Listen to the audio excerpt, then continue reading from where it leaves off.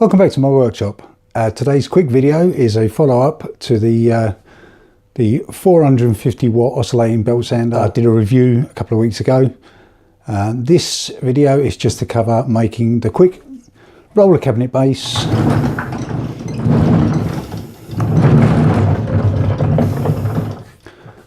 Just so I can move it around. This is what I did.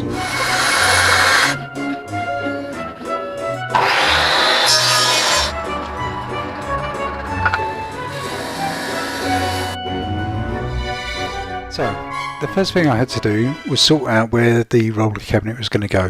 The intention was that it was going to go into this cupboard that I just emptied out for this purpose.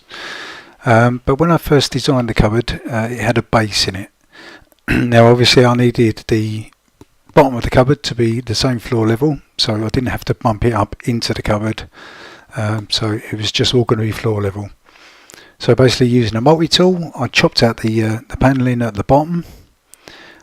Leaved it all out and made it as clean as possible. Once that was all out, then I give it a quick sweep out, and then I could put the inside panel back on, ready for the cabinet. I was going to make the whole cabinet out of half a sheet of 18mm MDF. So I had that ripped in B&Q down to half a sheet, and here all I'm basically doing is cutting all of the pieces down to manageable sizes. So that's the two sides, the top, the bottom and the back.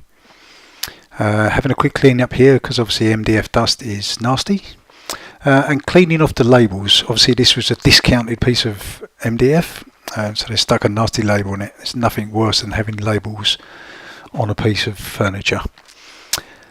Okay, so trimming them all up, so now they're all the same size. Quickly measured up the height of the actual sander. And that combined with the height of the wheels, that would give me how much room I have left inside the cabinet. That would give me the height of the cabinet I need to make. So here I'm chopping down the sides of the cabinet so I'll get them on the right height.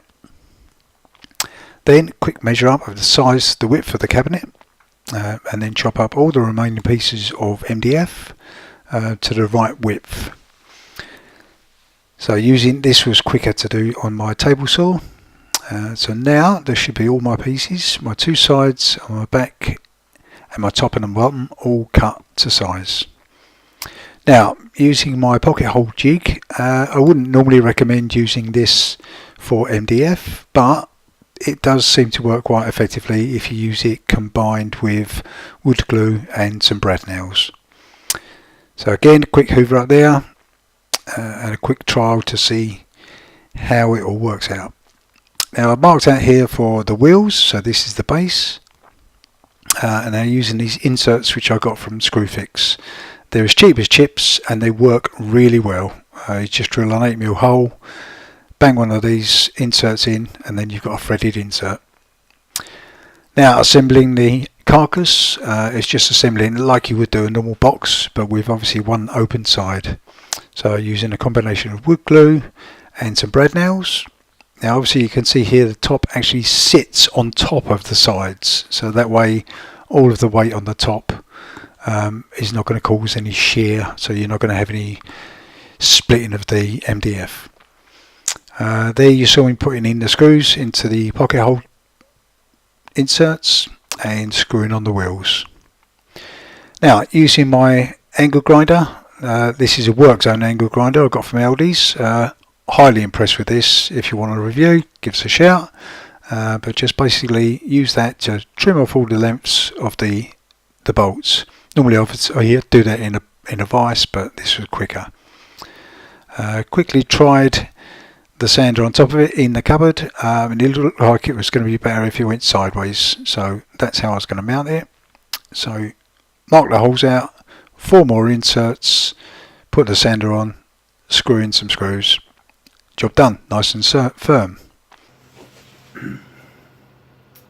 So, now my trolley's made for my Triton oscillating belt sander. Now for a quick demonstration. It's in this cupboard. It's in this cupboard. Here we go.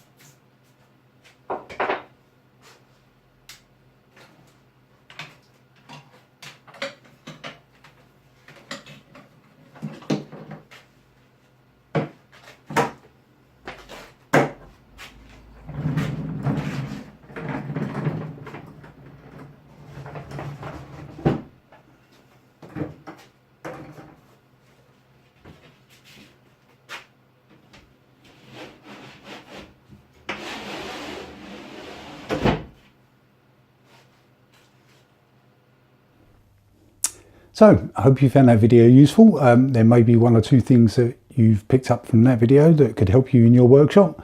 The idea was just to make a roller cabinet so I could move it around the workshop, and I think it serves its purpose.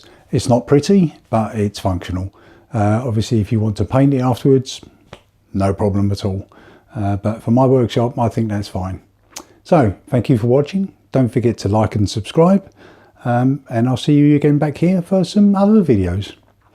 See you later. Bye.